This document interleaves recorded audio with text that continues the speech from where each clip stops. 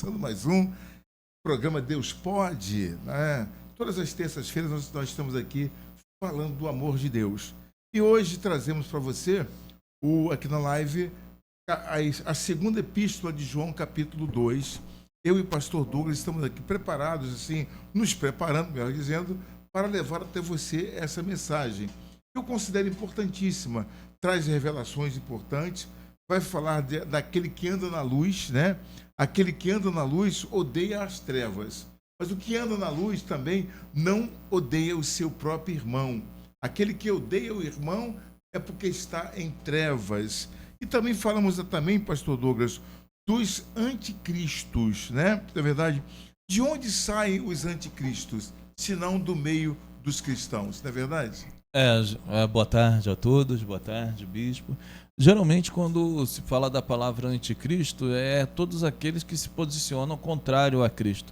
E o senhor fez um apontamento interessante, né? Da onde que eles saem?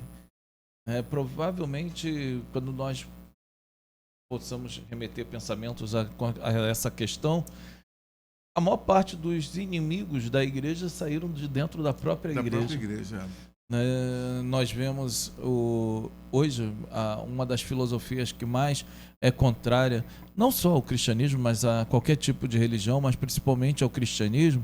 A gente vê o marxismo feito por Karl Marx. Karl Marx era filho de missionários, de pastores, né? E o escrito dele aponta por um ódio muito, muito contundente concernente ao cristianismo. Isso acaba transformando, né, um anticristo, que o anticristo ele não é só essa figura mística, mas também é uma figura intelectual que se posiciona contra todos os fundamentos que Cristo deixa na terra. Perfeito. Vamos orar então. Senhor nosso Deus e Pai, ó Deus, em nome do teu Filho amado Jesus, nós entramos na tua presença, meu Deus, para trazer à luz a tua palavra, para que ela venha iluminar as nossas mentes, nos fazer cada vez mais crédulos, meu Deus, porque a tua palavra revela o Senhor. Aliás, o Senhor é a palavra. E nós estamos aqui, meu Deus, trazendo essa informação para os nossos ouvintes, aqueles que nos acompanham pela rede social, onde quer que estejam, meu Deus, que eles sejam iluminados, que haja uma luz na mente de cada um daqueles que acompanham a gente e, sobretudo, sobre as nossas próprias vidas. A mim, pastor Douglas, meu Deus, que o Senhor fale conosco, meu Pai. Nós não queremos falar de nós mesmos, não queremos trazer aqui uma informação pueril, uma informação qualquer, apenas uma leitura, mas não, queremos levar o teu espírito a esse ouvinte, a este seguidor, a este novo cristão, a esta pessoa que está nos acompanhando aqui através desta live. E que nessa segunda carta do apóstolo João, meu Deus, no capítulo 2, fique bem claro, meu Deus, é evidente, patente a manifestação poderosa da luz sobre cada um de nós. No nome de Jesus, amém. Amém, amém. Você pode também aí preparar um copo com água, porque no final desta live nós estamos orando por todos vocês. Vamos fazer uma oração em favor dos que estão sofrendo, dos que se encontram abandonados, perdidos. Você que está vivendo em depressão, em angústia, não se preocupe. O Senhor Jesus disse o seguinte: olha, vinde a mim os cansados, sobrecarregados. Quem é o sobrecarregado senão o depressivo? Aquele que não dorme, aquele que não tem paz, aquele que não tem alegria no seu coração. Se você se encontra assim, está nos assistindo, é porque Deus colocou você aí para acompanhar essa palavra e para receber no final também uma oração poderosa por você. Acredite, a paz reinará sobre a sua alma. Nós estamos aqui para cuidar da sua alma, tá bom? Que Deus abençoe a todos em nome de Jesus. E vamos então à leitura de hoje. Cristo, o nosso advogado, é o preâmbulo dessa mensagem. E fala assim, capítulo 2: Meus filhinhos, estas coisas vos escrevo para que não pequeis. João, né? E se alguém pecar, temos um advogado para com o Pai, Jesus Cristo, o justo. Se alguém peca, tem advogado. Não há pecado que não encontre perdão, a não ser o pecado daquele que rejeita a própria palavra, ou seja, o pecado contra o Espírito de Deus. Aí não tem como a pessoa receber perdão se ela é contra o próprio Espírito de Deus.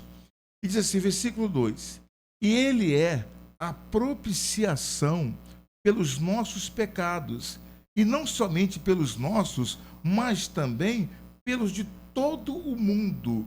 Então, Jesus Cristo é a propiciação pelo pecado de toda a humanidade. E nisto sabemos que o conhecemos, se guardarmos os seus mandamentos. Se guardarmos os seus mandamentos. Aquele que diz, eu conheço, e não guarda os seus mandamentos, é mentiroso e nele não está a verdade. Pastor Douglas, fala um pouco sobre esses 4 versículos que nós acabamos de ler aqui agora. Bom, a Epístola de João tem umas verdades teológicas, e nesses 4 versículos ela trabalha dentro de 4 das 5 que são, trabalha em 2 das 5 que são assim expostas. O primeiro é o advogado e expiação, né? Nós vimos na primeira Epístola Universal de João, capítulo de número 2, versículo 1 e 2, que vai falar exatamente sobre um advogado, Paráclito, aquele que veio nos defender, que veio nos guiar, que veio interceder por nós. Muitas das vezes as pessoas acabam pensando sobre Paráclito apenas sobre o Espírito Santo. Mas Jesus, ele diz, eis que vos enviarei outro Consolador. Porque o primeiro já tinha visto, o primeiro era o próprio Senhor Jesus Cristo. Então ele é o Paráclito, ele é aquele que nos defende. E algo que o senhor falou que é muito interessante, não há pecado, né, tirando a blasfêmia contra o Espírito Santo, não há um pecado que Jesus Cristo não possa te perdoar. Servir de verdadeiramente um advogado perante ao juiz te defendendo. E o juiz é Deus, tá? O pai, ele olha, né, e quer destruir. O exemplo disso é a própria crucificação, para que fique bem entendido, né? A crucificação, ela demonstra para nós esse exemplo de Jesus Cristo sendo Paráclito. Quando Jesus ele é crucificado, o que acaba mostrando para nós? O Deus Pai queria destruir o mundo. Nota-se que houve trevas, houve tremor e etc. E o que acontece naquele momento? Jesus Cristo ele se torna o Paráclito. Ele defende a humanidade. Senhor, perdoai, porque eles não sabem o que fazem. E Deus, então, naquele momento, apazigua a ira do seu coração. Aquilo é um grande exemplo para cada um de nós, que acaba demonstrando para o nosso ser que nós necessitamos do sacrifício de Cristo até mesmo para continuarmos vivos, pois Deus acabaria então tirando de nós. E ele é a propiciação pelos nossos pecados. Significado de seu sacrifício na cruz é que ele, ao se sacrificar na cruz, ele expia os nossos pecados. Okay. Ele paga o preço. Jesus Cristo é o nosso Pai, o Deus, né? Ele é totalmente justo e ele não aceita injustiça, pecado algum.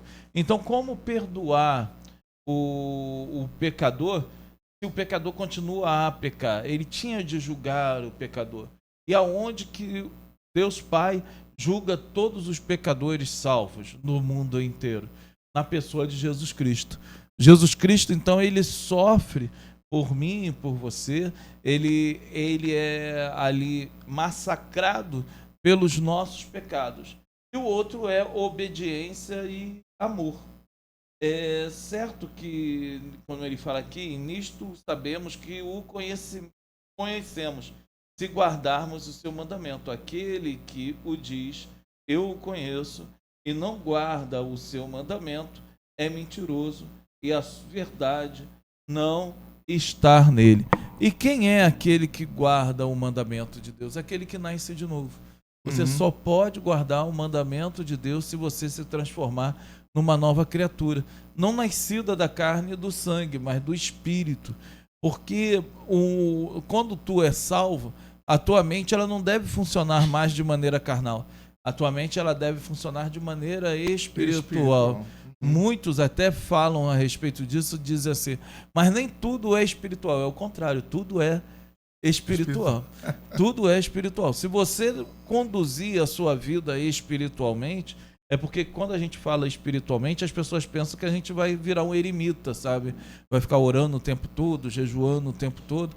A gente vai orar sim a todo tempo, vamos jejuar, mas vamos viver o mundo espiritual a todo instante e a todo momento. Você não tem ideia do que essas palavras que aqui o pastor Douglas está trazendo é vital para quem quer ter uma vida plena, uma vida de abundância, uma vida de vitórias, não sem problemas, porque os problemas não serão afastados de nós.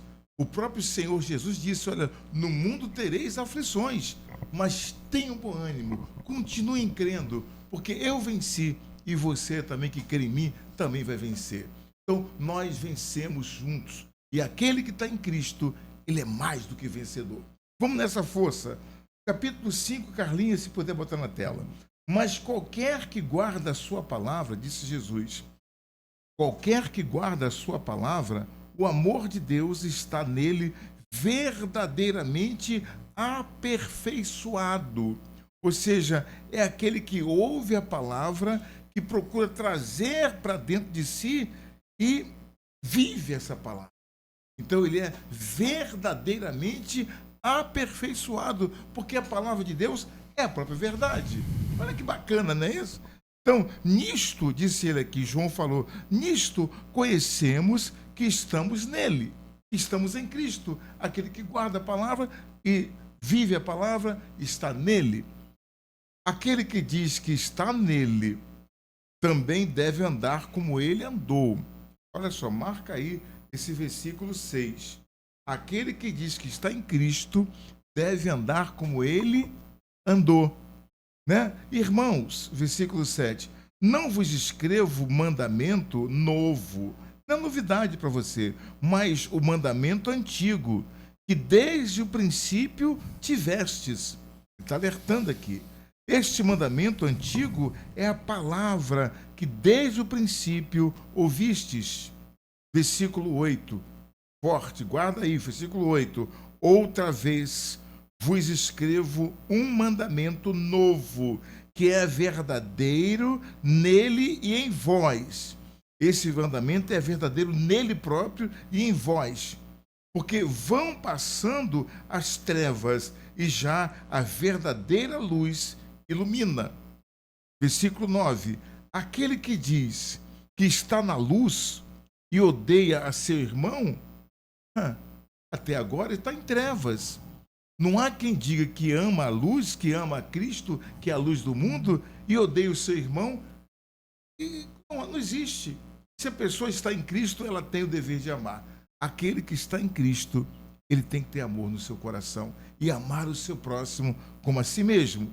Aquele que ama a seu irmão está na luz, e nele não há escândalo. Não há escândalo. O que ama o seu próximo, nessa pessoa não existe escândalo. Ela ama a todos. Pode fazer o que fizer, pode lhe maltratar, lhe xingar, pode até lhe bater, mas você continua amando. Esse é o papel do cristão, dando sempre a outra face. Assim, mas aquele que odeia a seu irmão está em trevas. Veja lá, você que está me ouvindo, me vendo, se você não está em trevas, mesmo achando que está na luz. Porque aquele que odeia o seu irmão, está escrito aqui, está em trevas e anda em trevas e não sabe para onde deve ir, porque as trevas lhe cegaram os olhos. Filhinhos, escrevo-vos porque pelo seu nome vos são perdoados os pecados. Pais, primeiro os filhinhos, agora os pais, escrevo-vos porque conhecestes aquele que é desde o princípio. Jovens, escrevo-vos porque vencestes o maligno. Eu vos escrevo, filhos, porque conhecestes o Pai. Eu vos escrevi, pais, porque já conhecestes aquele que é desde o princípio. Eu vos escrevi, jovens, porque sois fortes e a palavra de Deus está em vós e já vencestes o maligno. Que palavra, pastor Douglas, que coisa, que sequência de ensinamentos, né? E de revelações. É um ensinamento bem profundo, né? Essa epístola é uma epístola muito boa, foi diversas vezes temas da Casa Publicadora, essa epístola trazida, né? Que é isso, né? A Assembleia de Deus e algumas igrejas mais tradicionais têm algo que é chamado de escola bíblica dominical. E a gente estuda ensinamentos bíblicos, né? E por diversas vezes, 1 João, ela se tornou tema do trimestre. Né? Vem uma revistinha e a gente estuda. Isso é uma maneira de instruir o cristão, né? E é muito importante. Bom, nós vimos aqui, né, nesses trechos, algo que nos chama, tudo chamou aqui muita atenção, mas primeiro que o mandamento não é novo, né? É um novo mandamento, mas é um antigo mandamento. É um antigo mandamento. É uma beleza antiga e tão nova, né? Porque uma beleza antiga, porque é o princípio de tudo, é a criação de tudo, é o verbo, é o logos de Deus, é o princípio da criação. Tudo que foi criado por meio dele e através dele. Todavia, o homem, ele, ao pecar, ele perde esse conhecimento. Então, isso aqui se torna novo. Sim, é verdade. Apesar de não ser novo. Algo que me chama a atenção é o princípio da teologia cristã, que é o sacrifício vicário de Cristo. E Cristo, quando morre, ele nos tira do império das trevas e nos leva para o reino da sua maravilhosa luz. Só que João, ele faz aqui um paralelo lá com Atos que Lucas escreve, quando ele fala que, em Atos capítulo de número 1, versículo de número 8, aonde que ele diz que é para que eles ficassem em Jerusalém, para serem revestidos de poder do alto, para serem minhas testemunhas. A vida cristã, ela é uma vida de testemunha. Nós fomos chamados para testemunhar. Testemunha de Cristo, né? Embaixadores de Cristo, a Bíblia fala. Ministros. Notar-se-á que quando se fala embaixador, é só você se lembrar de um país árabe, por exemplo. Quando vem um embaixador, ele vem com as roupas do seu país, ele vem com as falas do seu país. Nós somos esses embaixadores. Ele traz presentes dos seus países também. Por isso que ele diz aqui que essa é a verdadeira luz que vai brilhar em nós. Que através do nosso testemunho, como cartas vivas, mais uma vez um ato de testemunhar, nós passamos então a falar com as pessoas e as pessoas então ver verdadeiramente a nossa luz. E aí faz a verdadeira separação entre a luz e as trevas. Vemos também aqui algo que é interessante já no mundo, aqui, já para a gente terminar, né? Quando ele faz aqui as divisões concernentes às pessoas, do versículo 12 até o 14. Até o 14. Não existe idade para reconhecer a soberania de Deus. Todas as idades mencionadas aqui nesse texto. Cristo, ele veio para salvar a criancinha, como veio para salvar também o ancião. O jovem e o ancião. Então, a salvação é dada a cada um deles. E dentro da sua experiência de vida, é revelado a estes algo que é trazido da personalidade do próprio Pai. Bacana, que legal. Tem aqui um comentário também do Bispo Macedo sobre o que odeia o seu irmão. Quero trazer para você. Esse comentário está na Bíblia, aqui, do Bispo, a Bíblia anotada. Ele fala assim, olha, o problema enfrentado naquela comunidade é o mesmo de nossos dias. Muitos se dizem convertidos, né? Convertidos ao Evangelho, porém estão sempre envolvidos em conflitos de relacionamento ou ressentidos com o seu semelhante, irmão de igreja. No entanto, as Escrituras mostram que não é compatível estar na luz e odiar ou fazer mal ao seu próximo, pois essa conduta é própria de quem ainda está nas trevas. Então a gente observa, né? A gente observa, cada um de nós deve observar nós mesmos. Aliás, há um trecho da Bíblia, uma palavra lá em 1 Coríntios, que fala capítulo 15, na Santa Ceia, examine-se o homem a si mesmo, se é que não está vivendo em grandes trevas, quando odeia o seu irmão, quando tem algo contra o seu próximo. E chega a dizer em outra mensagem que se você tem algo contra o seu irmão, você não pode, ao dar oferta, essa oferta não é aceita. Deixa no altar. Deixa perante o altar e volta e se reconcilia com ele, para que Deus aceite a oferta. Então, muitos cristãos que até são ofertantes fazem de forma voluntária, mas essas ofertas não têm eficácia para o reino de Deus. Elas servem, vão ajudar a pagar uma conta de luz, uma água da igreja, até um aluguel, mas ela não tem acesso, não sobe para a glorificar o nome do Senhor Jesus. Que é o sentido espiritual, né? O sentido espiritual. É aquilo que a gente estava falando de início, que tudo é espiritual. Tudo é espiritual. E nossa vida é oferta para Deus. Então, se a minha oferta está ruim, se o meu coração está podre, se eu estou magoado, se eu estou realmente vivendo uma inimizade contra alguém, então eu não sou oferta para Deus. Deus não aceita essa oferta. Não nascemos para isso, né? Não nascemos para o ódio, né? Para o ódio, não. Ao contrário, nós nascemos de Deus para expressar o amor de Deus à humanidade. E por isso que temos de trabalhar na justiça, por isso que temos de trabalhar na igualdade, por isso que temos de trabalhar sobre o perdão, né? Porque se não for dessa maneira, nós não conseguimos viver o reino de Deus. E não há salvação. Então, continuando aqui, eu vou ler esse trecho aqui do não ameis o mundo. Olha que coisa importante. Ele vai dizer, eu tenho atentado nisso e peço misericórdia a Deus, porque eu sei que não é tão fácil, mas eu procuro observar. Versículo 15. Tá aí, Carlos, vamos lá. Não ameis o mundo, nem o que no mundo há. Filhinhos, não ame esse mundo.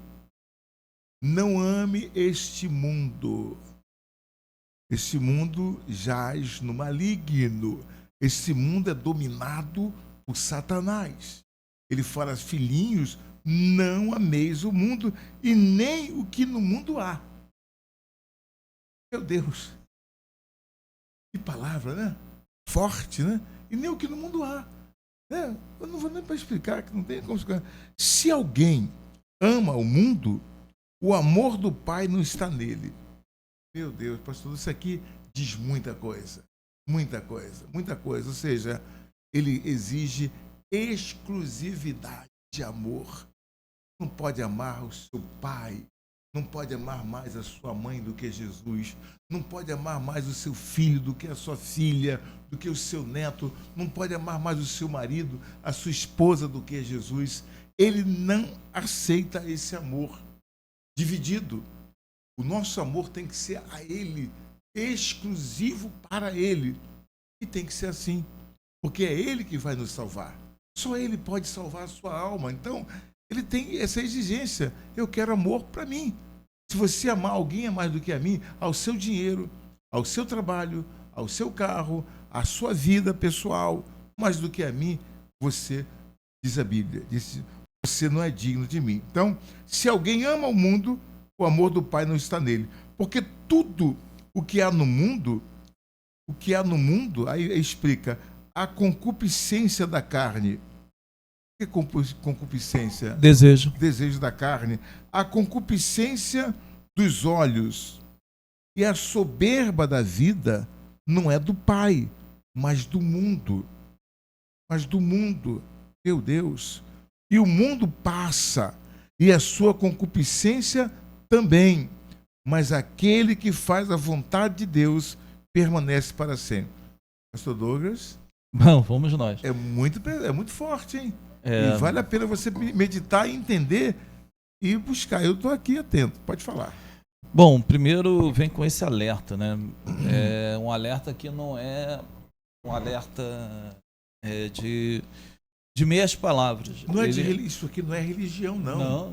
Isso aqui é Deus puro, tá? Ele diz, não ameis o mundo. Ele é bem muito claro concernente a isso.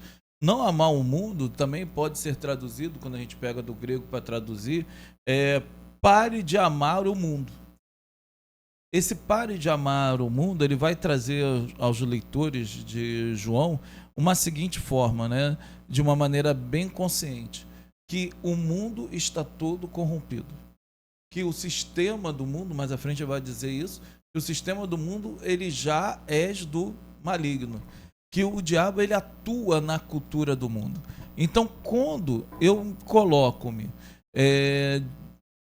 mais o meu coração mais dedicado às coisas do mundo do que às coisas de Deus, o amor de Deus não está em mim. E também tem os aspectos, né, que acaba trazendo para nós, além desse mundo satânico, nós temos as concupiscências da carne, que nada mais é do que as cobiças da carne. E muitas das vezes é uma cobiça até aceitável, sabe? A gente aqui, quando fala de cobiça, as pessoas geralmente falam de prostituição, fala de bebida, mas às vezes não. Às vezes a cobiça é simplesmente o amor excessivo à sua casa, à sua família, ao seu trabalho, aos seus bens. Cobiçar o que é do outro? Isso que eu ia falar agora, cobiça daquilo que a outra pessoa tem, mulheres, cônjuges, marido da outra, marido da outra, a esposa do outro, da outra também agora, só Jesus. Mas a cobiça, né, ela acaba no final trazendo um grande mal para o ser humano. Por quê? Qual é o útero do pecado? É a concupiscência. Toda vez que eu tenho uma concupiscência, eu estou gerando o pecado. Ele só ainda não deu à luz. Mas eu já estou gerando ele, né? Então ele acaba trazendo para nós essa parte dessa grande reflexão.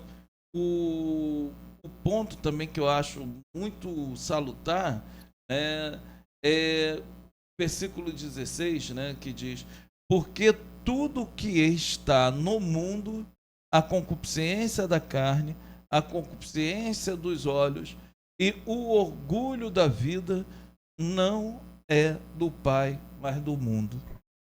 Quantas vezes a gente vê irmãos, um brigando com o outro por causa dessas palavras que aqui estão? Concupiscência da carne, concupiscência dos olhos, né? E o orgulho da vida, ou seja, soberba da vida. Nada disso é do Pai. Em outras palavras, neste mundo, nada te pertence. Nada te pertence.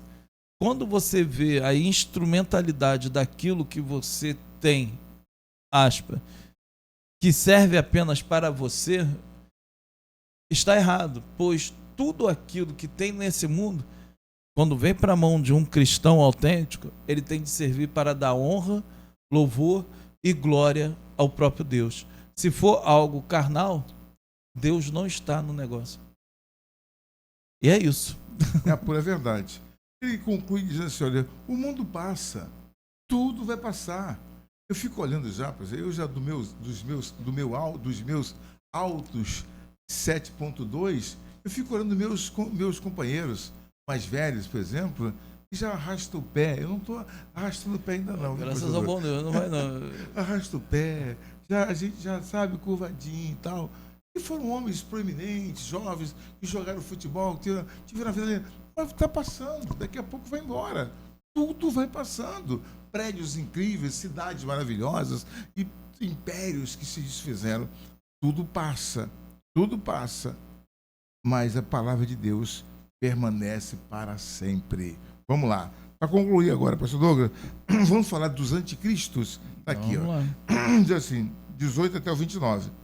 Filhinhos, olha só, anticristo. O que é o anticristo? Você quer saber? Está aqui na Bíblia, olha. Filhinhos, é já a última hora. E como vistes que vem o anticristo, também agora muitos se têm feito anticristos, por onde conhecemos que é já a última hora. Muita gente que conhecia o Evangelho se tornou incrédula. Impressionante isso. Saíram de nós, mas não eram de nós. Ou seja, estavam no nosso meio, mas não eram da gente, não era nosso. Não era nosso. Porque se fossem de nós, ficariam conosco, mas isto é para que se manifestasse que não são todos de nós. E vós tendes a unção do Santo, e sabeis todas as coisas. Não vos escrevi, porque não soubesseis a verdade. Vocês sabem a verdade, mas porque a sabeis, e porque nenhuma mentira é da verdade. É João falando. Quem é o mentiroso, senão aquele que nega que Jesus Cristo é o Cristo? Que Jesus é o Cristo. Quem é o mentiroso? Esse é mentiroso. É o anticristo, esse mesmo que nega o Pai e o Filho. Deus não existe. A gente é que manda tudo. Qualquer que nega o Filho também não tem o Pai. Mas aquele que confessa o Filho tem também o Pai. Veja a ligação, né? Um ao outro. Portanto, o que desde o princípio ouvistes, permaneça em vós. Se em vós permanecer o que desde o princípio ouvistes, também permanecereis no Filho e no Pai. E esta é a promessa que ele nos fez, a vida eterna. Versículo 25. A promessa que ele nos faz é vida eterna. Não é essa vidinha que vivemos aqui de 80, 90, 100 anos de idade. Não, isso é vidinha, isso é sopa, a gente vai embora já já. Mas ele promete uma vida eterna ao seu lado. Estas coisas vos escrevi acerca dos que vos enganam, e a unção que vós recebestes dele fica em vós, e não tendes necessidade de que alguém vos ensine.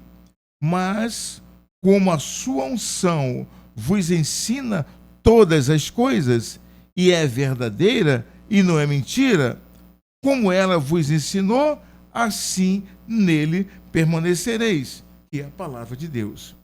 E agora, filhinhos, permanecei hoje, para que, quando ele se manifestar, o anticristo, tenhamos confiança e não sejamos confundidos por ele na sua vinda.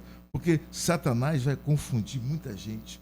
O anticristo, ele vem com brilho, ele vem com luz, ele vem com muita brancura. Cuidado, ele vem assim, de forma a se mostrar que ele é o Cristo.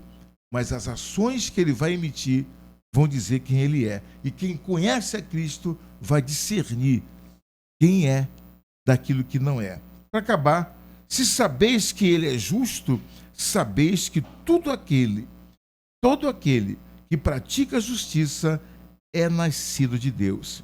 Eu até volto a dizer, pastor Douglas, que somente os nascidos de Deus têm capacidade, têm condições plenas de praticar a justiça. Somente né? esses. Somente esse. Porque fora disso, nós não praticamos justiça, nós praticamos boas ações, né? Onde que todo ser humano ele é capaz de fazer. Agora, a verdadeira justiça ela só pode vir dos céus, né, para o ser humano. Se ela não vir dos céus, ela é falha. E o versículo 18 diz, última hora, João ele vê a ascensão daqueles que negam a verdade de Cristo como se fossem os próprios anticristos, os falsos mestres. Esses daqui eram perigosíssimos. Eles diziam que Jesus Cristo não era Deus, que Jesus Cristo ele não morreu de verdade, ele fingiu a sua morte. Então era uma seita perigosa demais. Porque eu quando comecei a estudar teologia, eu ficava em dúvida, né, concernente à Santíssima Trindade. Inclusive tem uma frase de um professor que eu guardo até hoje. Santíssima Trindade, despreze-a e vá para o inferno. Procure entendê-la por inteiro, fique louco. Então, a gente não consegue entender por completo, mas tem uma coisa que eu consegui observar muito bem. Se Jesus Cristo não for Deus, todo o plano da salvação está falho. Porque se Jesus perdoa o pecado, é porque verdadeiramente ele é Deus. E Jesus ele não podia ser levado em sacrifício pelo Pai. Ele mesmo tinha de dar a sua vida e tomá-la de volta, para que ele pudesse ser o autor da vida. E quem é o autor da vida? O próprio Deus. Então, se ele não for Deus, ele não pode ser o autor da vida. Porque Jesus é um princípio básico, né? Ele não é apenas o autor da nossa salvação, ele é consumador da nossa salvação. Então, tudo inicia e termina por ele. E esses anticristos, eles começam a ensinar o contrário. Mas isso é o reflexo da última hora. A última hora levanta-se cada dia e a cada momento mais pessoas que vão falar contra Cristo, contra a palavra de Deus, contra a igreja, contra as instituições que são feitas por Cristo, por Deus, família. A gente vê a igreja, a gente vê o amor à pátria, tudo isso são fundamentos bíblicos e que vão sendo distorcidos a cada instante, a cada momento. Você vê isso.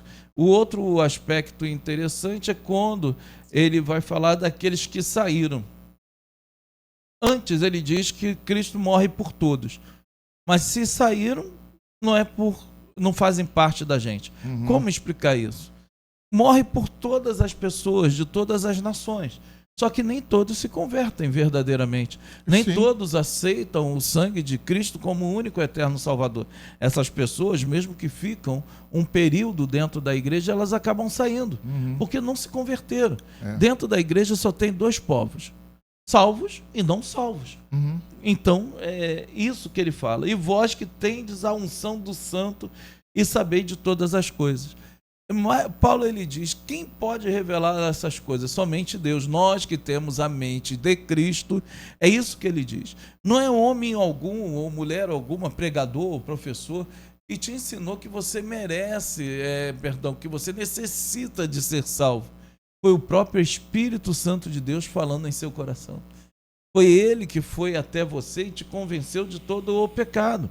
Por isso que ele acaba falando que aquele que diz que, ao contrário dessas coisas, quer dizer que está mentindo. E quem é que mente desde o princípio? O próprio diabo. Ele é o pai da mentira. Por que ele é o pai da mentira? A mentira aqui é concernente ao plano da salvação. Lá no Éden, quando a gente vê a serpente, ela mente a respeito também do plano da salvação. Ela diz, olha, não é bem isso que ele diz. Vocês não vão morrer se comer. Vocês serão como ele. E fez o pecado entrar no homem. E assim muitos têm feito ainda hoje para cada um de nós. E para podermos aqui encerrar, né? O senhor leu até o final, não foi isso? Foi até o final. E diz assim, ó, e agora, filhinhos, permanecei nele, para que, por quanto ele se manifestar, possamos ter confiança e não sejamos envergonhados, né? Diante dele em sua vinda. Se sabeis que ele é justo, sabeis que todo aquele que pratica a justiça é nascido dele. Irmãos, o que a igreja, o que nós estamos fazendo aqui como igreja, como pastores, é ensinar a palavra de Deus. Mas por que nós estamos ensinando a palavra de Deus? Para que ela resida em seu coração e para que ela more em seu coração. Porque quando a palavra de Deus está em vós, o Filho também está. Você verdadeiramente é templo do Espírito Santo e o Pai também habita em vós. E você então conseguirá ter uma vocação eficaz. O que é uma vocação eficaz? É negar o pecado. É ir contra o pecado, é lutar contra o pecado, é se arrepender toda vez que você se tropeçar. Então, acredite que o sacrifício de Cristo é suficiente na sua vida para te curar, libertar, para repreender todo o mal, para quebrar toda a maldição. Você não precisa mais ficar embaraçado com nada desse mundo. Você que aceitou a Cristo como o único eterno Salvador, você tem o poder de dizer não para tudo aquilo que entristeça o coração de Deus. E certamente não será envergonhado diante dele na sua vinda. E nem confundidos, né? Vou só para fechar, pastor Douglas, eu quero falar um pouquinho o comentário que o bispo Macedo deixou aqui sobre o anticristo. Assim, o anticristo terá muitos predecessores. Ou seja, pessoas muitos vêm antes quer dizer, são anticristinhos que virão antes, entendeu? predecessores. Ou seja, muitas pessoas se levantarão no meio da própria igreja a fim de preparar o caminho para a manifestação do mal. Embora elas tenham aparência piedosa e fiel, não pertencem à igreja espiritual do Senhor Jesus. Afinal, não passam de falsos profetas e falsos mestres, com uma conduta oposta à santidade, e à fé genuína. Além disso, são corruptoras da verdade. Elas corrompem a verdade, que estão a serviço das trevas para escandalizar, enganar e esfriar outros com respeito à salvação. Nessas perseguições permitidas pelo Altíssimo, os verdadeiros convertidos são purificados. Portanto, cuidado para você não cair na fé e se tornar um instrumento do diabo para semear discórdia, malícia e divisão no reino de Deus, pois isso tem séria advertência de juízo divino. Então, é uma explicação básica, as pessoas, só para você entender. Se você tem uma pessoa no meio da igreja que causa divisão, dissensão, fala mal dos outros, cria intriga e fala que a igreja não é de Deus, que Jesus Cristo não é o Senhor, essa pessoa ela realmente não é de Cristo. Ela é uma anticristã. E tem muita gente assim dentro da própria igreja. Bom, chegamos ao final desse livro de hoje, da 2 João capítulo 2. Espero que você tenha gostado. Se você gostou, você pode assistir quantas vezes você desejar. Mas neste momento eu queremos fazer a oração por todos vocês. Feche os seus olhos e oremos. Senhor, nosso Deus e Pai, nós te damos graças por tudo, Senhor, pela presença viva do Senhor aqui neste momento. Muito obrigado, Senhor, pelas ilustrações, pelas revelações que o Senhor tem trazido através da tua palavra. Abençoe este meu irmão, esta minha irmã que se encontra abatida, talvez afastada dos teus caminhos, vivendo distante da tua igreja, a igreja que tanto a ajudou, que tanto a consolou, um dia não serviu mais para ela. Então, meu Pai, visita o coração dela neste momento e fala trazer de volta para a tua casa, para o convívio dos irmãos, ainda que sejam irmãos, alguns são difíceis, são cheios de problemas, mas nós estamos ali, meu Deus, para dividir as fraquezas e também as nossas virtudes.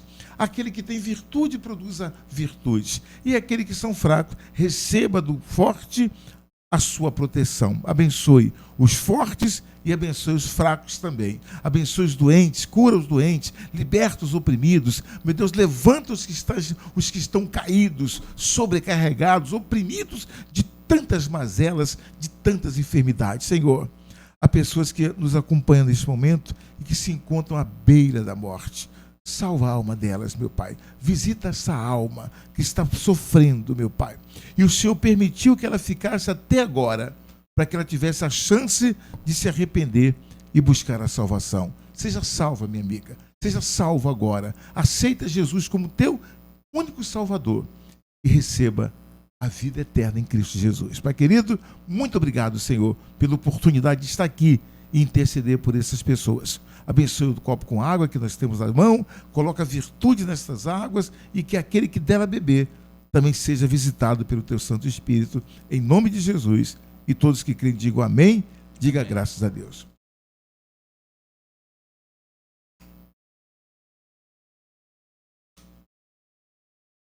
Bem, chegamos ao final da nossa live de hoje, 2 João capítulo 2, uma renovação para todos nós, um ensino maravilhoso. Eu quero agradecer ao nosso querido irmão, pastor Douglas Stenbach, pela presença de sempre aqui, nos ajudando, nos auxiliando a compreender melhor a palavra de Deus. Amém. Eu que agradeço essa oportunidade rica e maravilhosa, bispo. Deus abençoe, Senhor. Amém. Obrigado, Carlinha, também por estar aí comandando aqui esse vídeo.